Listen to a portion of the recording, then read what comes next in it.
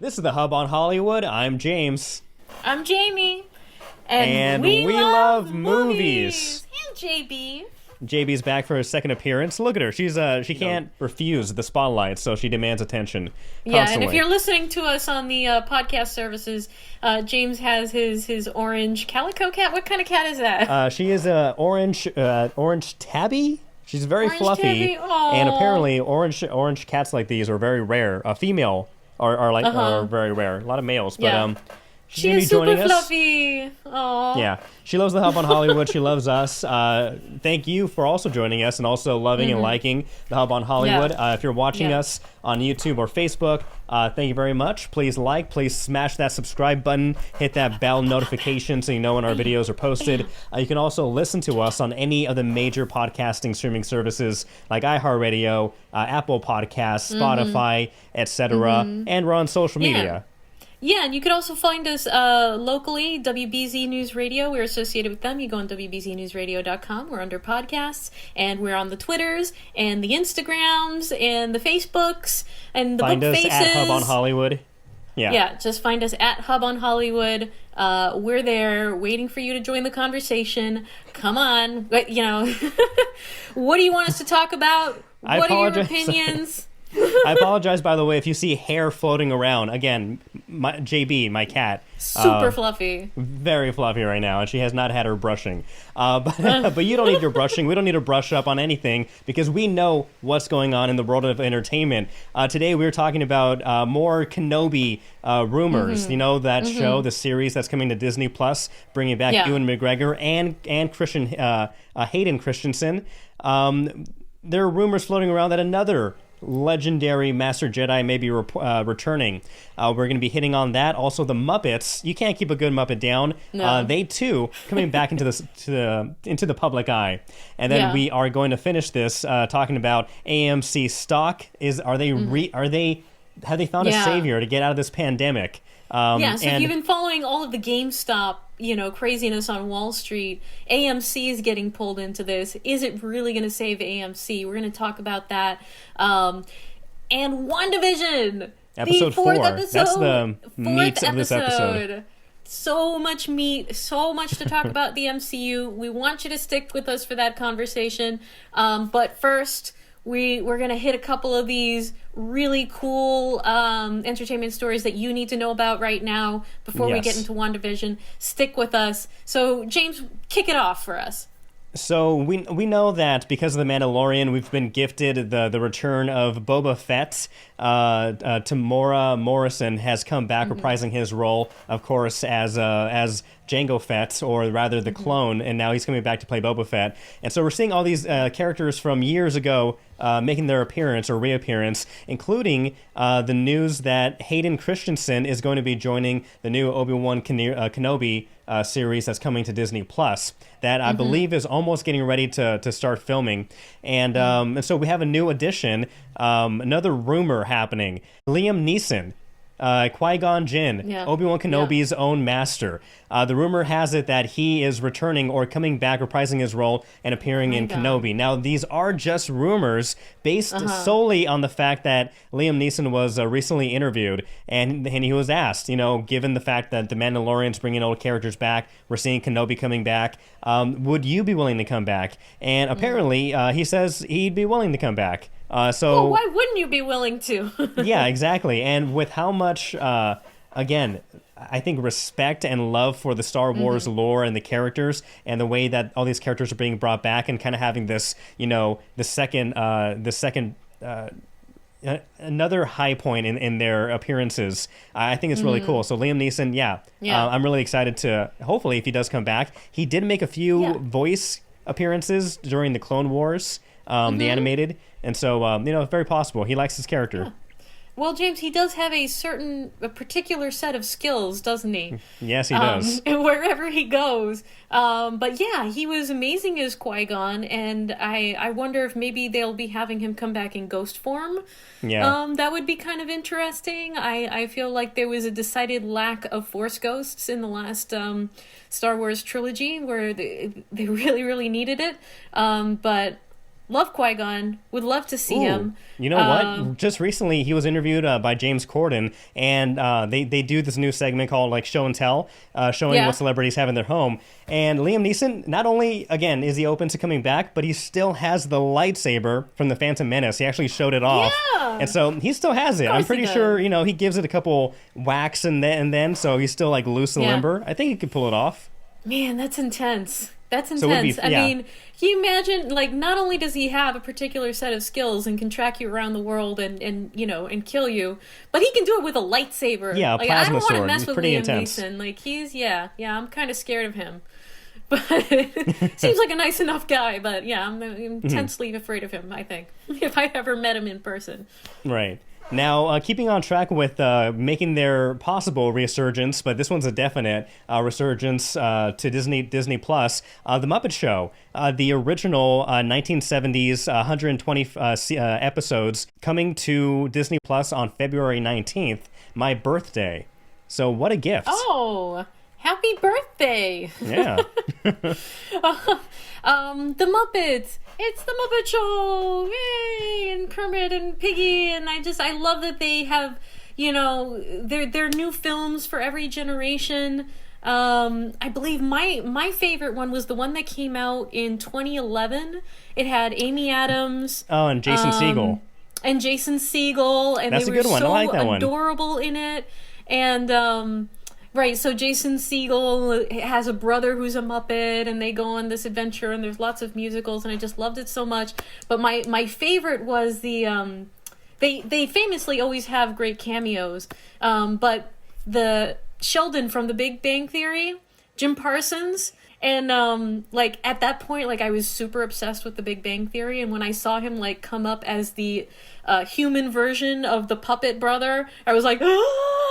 And there was, a bunch of people screaming in the theater. Actually, I don't know if it was a bunch of people screaming in the theater, if it was just you. me, it was and just I just you. heard myself reverberating off the walls. You're like, I started hearing that somebody starts screaming, and then I realized it was me. Yeah, but what doesn't Disney Plus have at this point? They own The Simpsons, they own the MCU. It's a full war now. My Disney goodness, Plus versus HBO Max. They have to pull out all the big guns.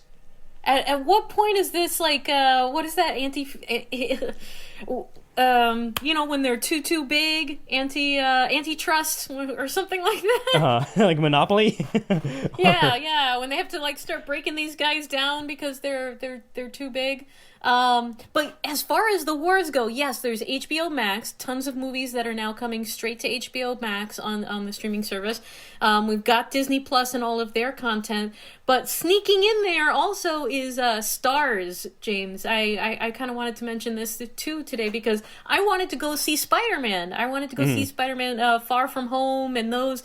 You can't find that on Disney Plus for some reason. Yeah, that's the one movie I couldn't find. Because of the whole Sony thing, you can't see Tom Holland's Spider-Man on Disney Plus. You have to go and sign up for Stars. Stars? I know, want that's terrible. I want to see my Tom Holland, but I don't want to sign up for Stars.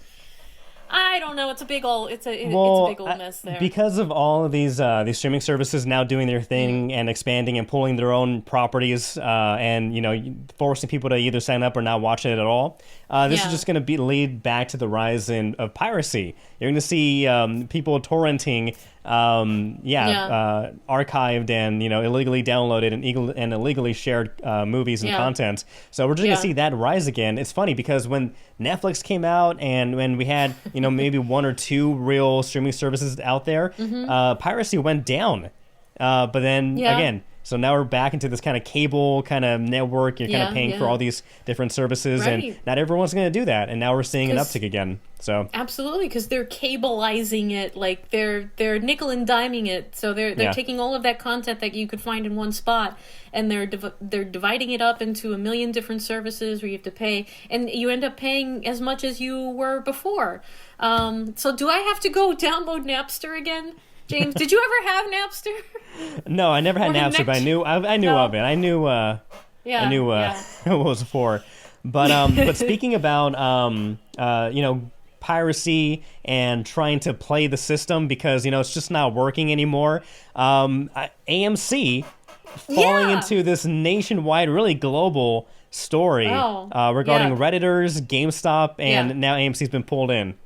Well, that was a very beautiful transition. Thank you. That was a very beautiful. Take a bow. You're so good at those. Anyways, yes. So, sticking it to the man, fighting the system. I'm, if you've been anywhere near a television, you've heard about what is going on with Reddit and GameStop and Wall Street, and how these, millions of small investors or thousands of small investors have teamed up to save stocks that the hedge fund managers have been heavily betting against and hoping to fail. And so they've buoyed GameStop's value up, the gaming store, but they are not the only ones that are getting the treatment, James. AMC Theaters has been lumped in with what these Reddit users are kind of organizing and trying to save. So we've been talking about this for months. We've been talking about this all year, about how movie theaters are supposed to survive in this COVID reality. They were struggling before this, James. The Regals and the AMCs and the smaller theaters, everyone has been struggling to survive because you just can't get to the theaters.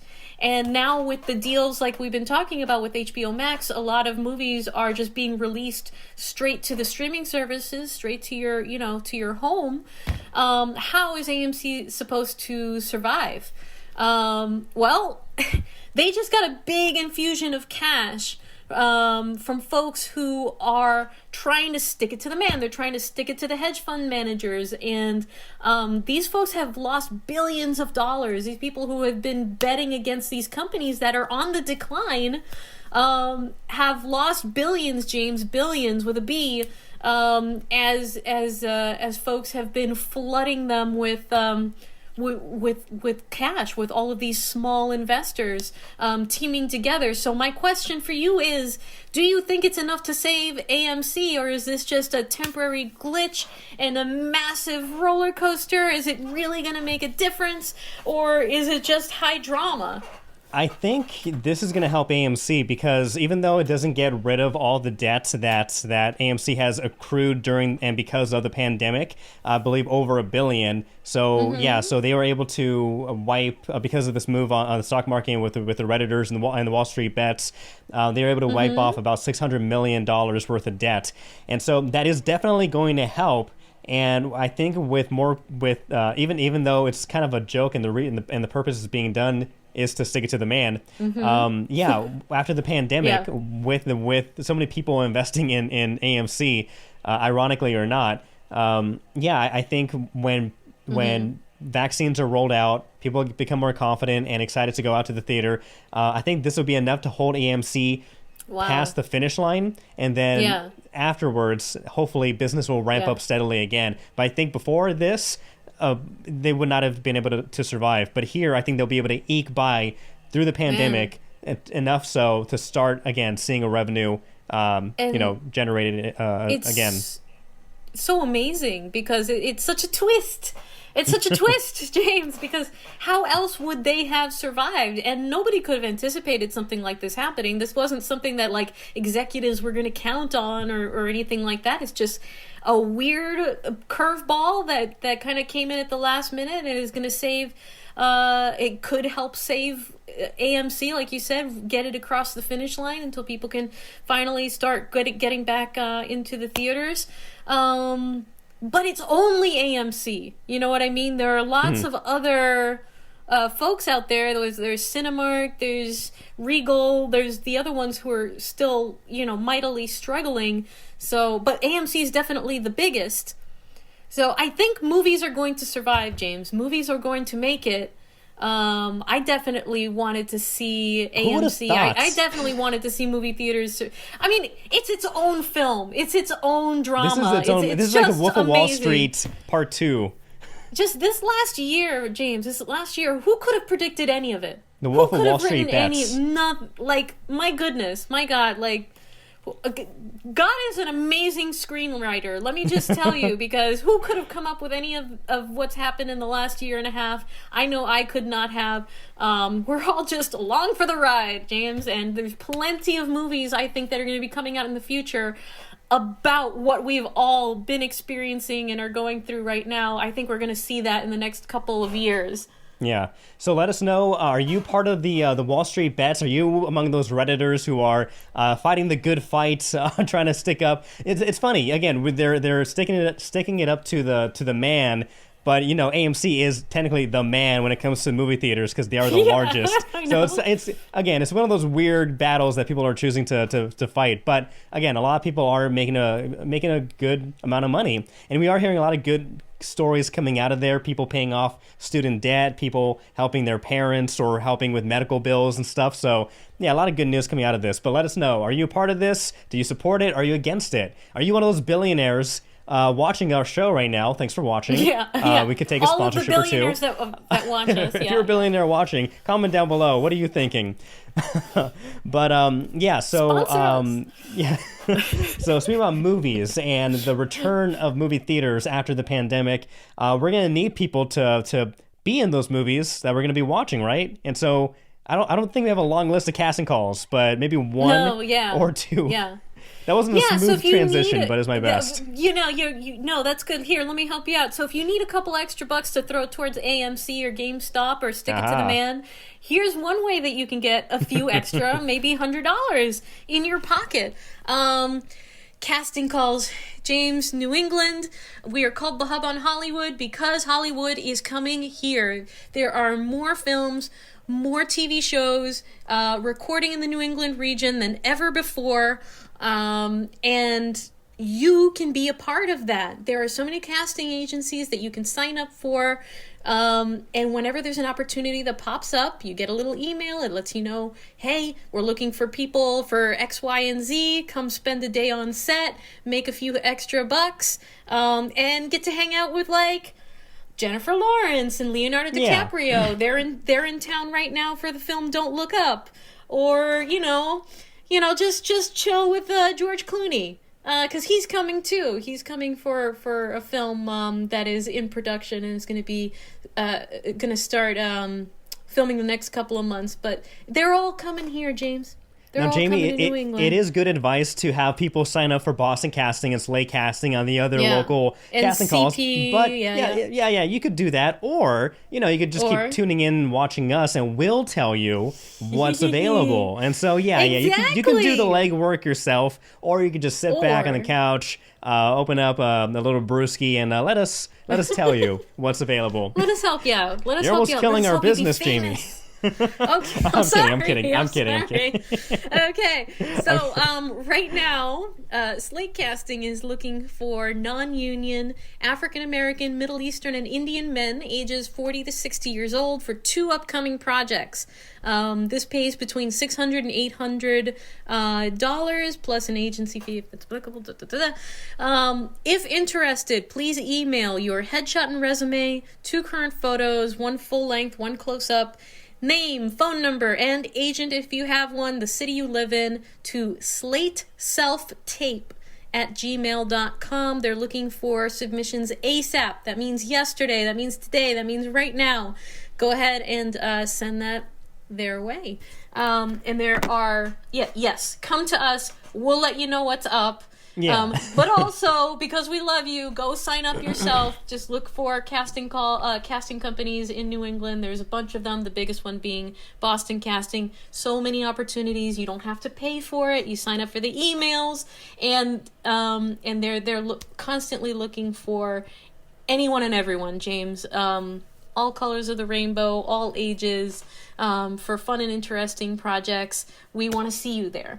We want to see you there. So follow us, and we'll get you there. We are the Hub on Hollywood. You can find us on Twitter, on Facebook, on Instagram, on all the streaming services, right, James? That's right, on Spotify, Apple Podcasts, and iHeartRadio. You can also listen to us on our iHeartRadio page on under the WBZ News Radio website. And if you're watching us on YouTube or on Facebook, hit that subscribe button, smash that like, comment down below.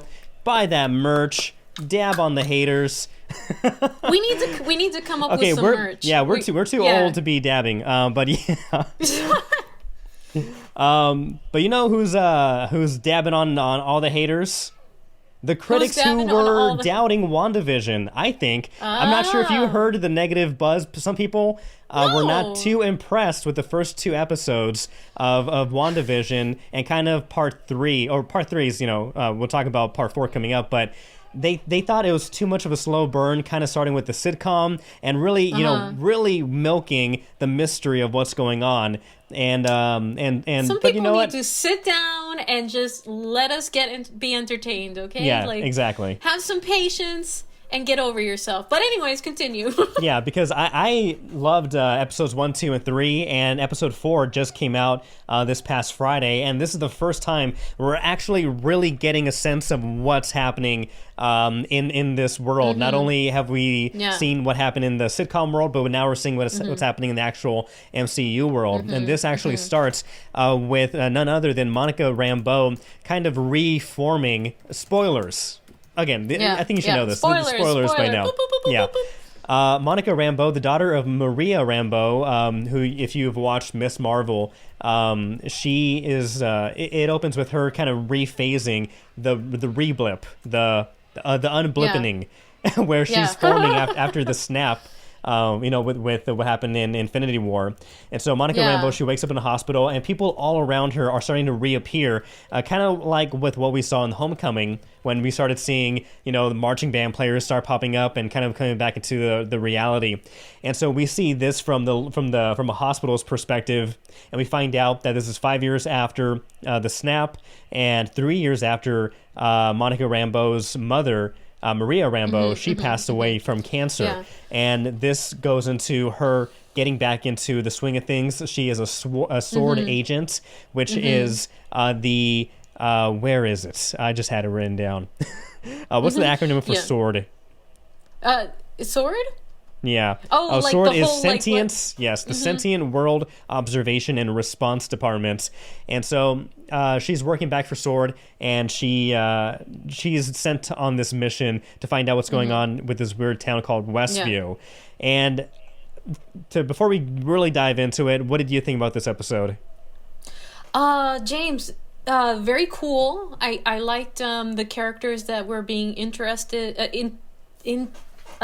introduced introduced to. I speak English. I know these words. I really like the characters that we're being introduced to here, and I love that some of the mystery is being unveiled, but not all of it. There's still plenty of questions about how this all got started, but now we know that the people that have been trying to reach her this entire time are from SWORD. I do like that now we know the timing of it here. We're a few weeks after the blip, like you were saying, and Monica Rambeau is one of the first agents to report back after reappearing, after being gone for 5 years, and she goes from from not existing for 5 years to being sucked into another weird unreality. And I kind of feel bad for her. Yeah.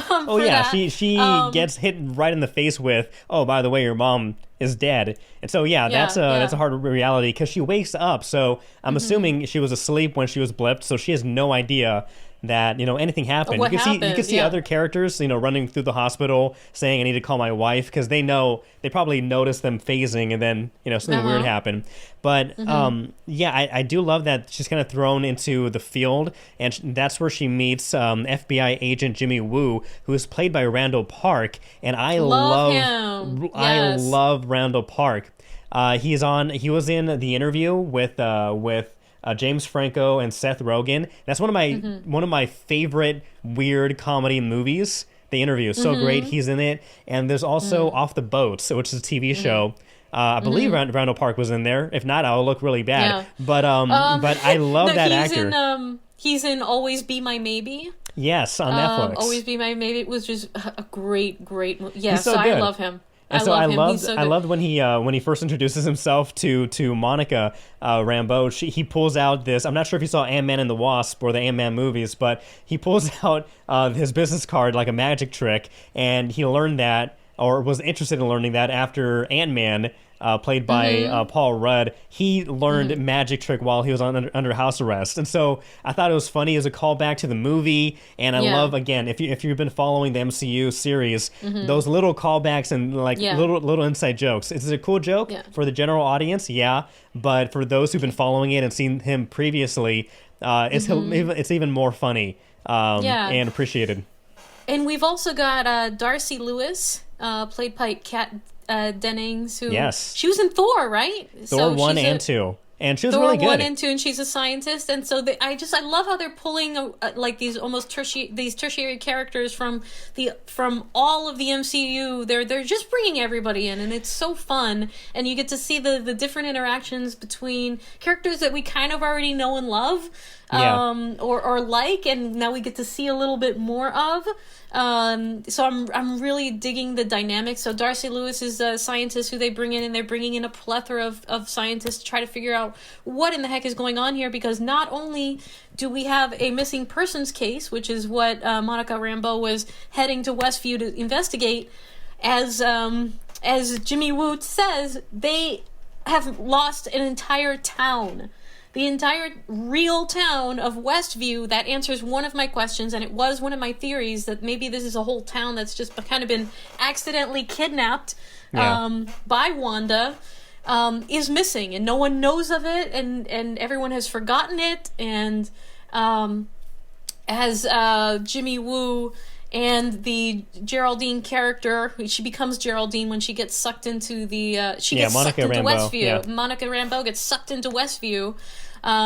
We also see them fly in the drone, and that's the drone that Wanda finds in one of the first episodes. And the beekeeper. And the beekeeper, yes. So all of those things that are invading WandaVision's reality or unreality, we see where they came from. So they're trying to contact her. Darcy Lewis is the one that discovers the signal that's coming out of this weird area, and Sword is trying to figure it out. Sword and the FBI are just trying to figure out what happened. We still don't know how this started with Wanda. Yeah, we found out Jimmy Woo was the voice on the radio that was trying to get through to Wanda, and I do love, again, Kat Dennings playing this character, Dr. Darcy Lewis. She's now an astrophysicist, and she's coming back. She's figured out how to kind of view and watch this. Now, there's still mysteries, even though this is like the biggest, reveal, and I think, most of us understand what's kind of going on. There's still a lot of questions. One, again, she said that there was a point near the end of the last episode that they were watching where Monica Rambeau was pushed out, that they feel like somebody is censoring the show. So the question is, who's censoring it? And the idea is, even though it seems like Wanda is the one in control of this world, there may be a third party in play that may be the other true or the bigger villain kind of pulling the strings here. So that's still a mystery. Also, at the end of this episode, we get a glimpse of a very dead Vision, and that was pretty jarring the first time I saw it. It was very surprising, and seeing Vision dead with the Infinity Stone pulled out of his forehead, it made me question, one, is he alive? Still, I'm not entirely sure if he's alive or fully dead, because if he is alive, or rather, let's say Wanda is just recreating this whole thing. She's making a fake Vision, and so after her reality is kind of coming back into this weird sitcom world, she's realizing what's going on. The veil has dropped. Does Vision look that way because she knows that he is dead and that's how he really looks, or is Vision alive? And again, Wanda's controlling how everything looks in here, and Vision just looks different. He's still alive, but he just looks different because, again, that she's scarred from seeing that image of him being dead. And I don't know, no, go ahead. One last thing I was going to say was about, kind of going on to the mystery, is I love that during when the Kat Dennings character and the rest of them are on Sword are trying to solve it, they're writing questions down on a chalkboard or on a whiteboard, literal questions that the audience that we are asking, like, okay, is Vision dead? Where is this real? Is Wanda in control? Kind of those questions, which I thought was pretty cool. Yeah, that's exactly what I was about to say, is that was my favorite part of the episode, was just watching them answer and ask and answer the questions that we all have. Is Vision actually dead? You know, what is going on here? Are the children real? You know, who's inside this town, and what's going on with Wanda, and who's controlling it, and like all of the questions that we've been asking the entire time, they're asking in the show, and it's very meta, and it's very cool, and that was my favorite part. Now, here's the biggest question. Oh, go ahead. Oh, no, go ahead. Now, the biggest question is Wanda going to turn evil? Because, as we mentioned in the last episode, if and when she finds out that, say, her children are real or they're not real, and she finds, you know, and that gets torn from her again, will she snap? Is she going to have another outburst and potentially hurt other people or mess with the reality? There was a moment when she pushed out Monica Rambeau out of the sitcom world, and the expression shown on Wanda's face looked very evil, kind of like reminded me of in Age of Ultron, where she's introduced with Quicksilver, and they're kind of introduced as kind of like the bad characters or the bad people in the beginning. But I don't know. I saw a potential evil side of Wanda. Again, she's controlling this whole thing, and apparently everybody inside there.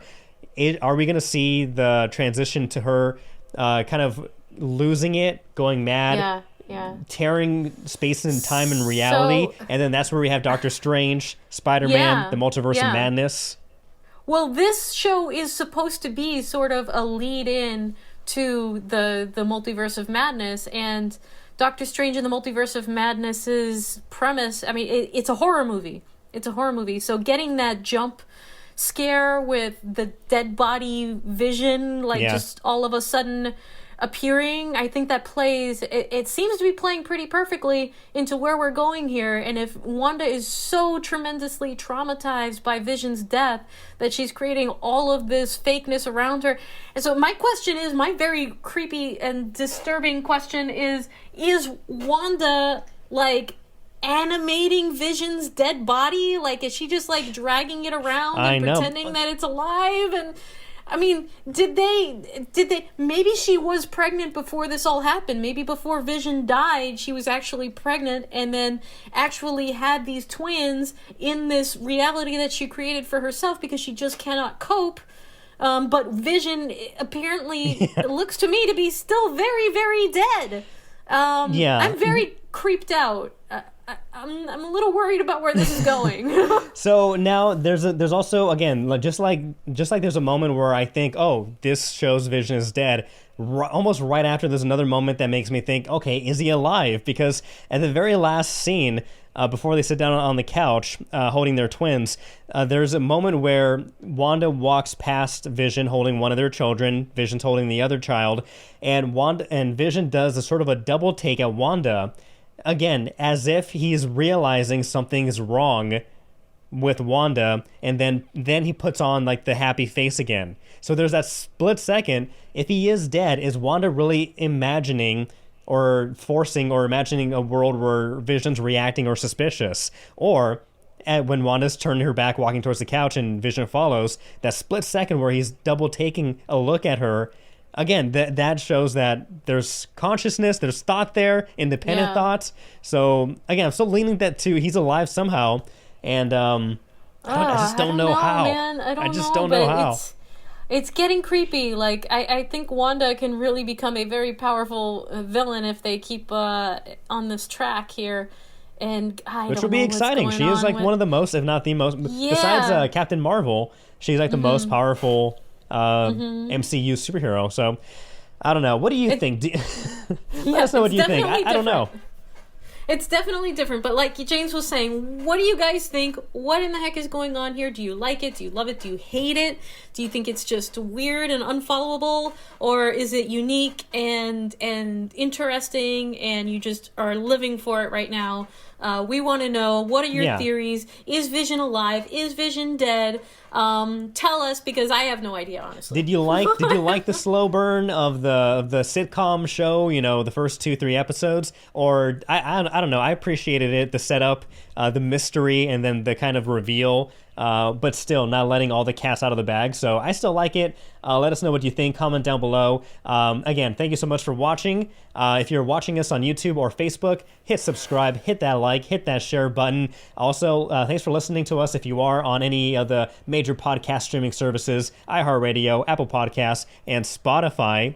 But yeah, so many more mysteries. I can't wait for the next episode, both this one and WandaVision. Yeah, and we'll be here next week to watch it and talk about it with you guys. So until then, I'm Jamie. I'm James. Bye. See ya.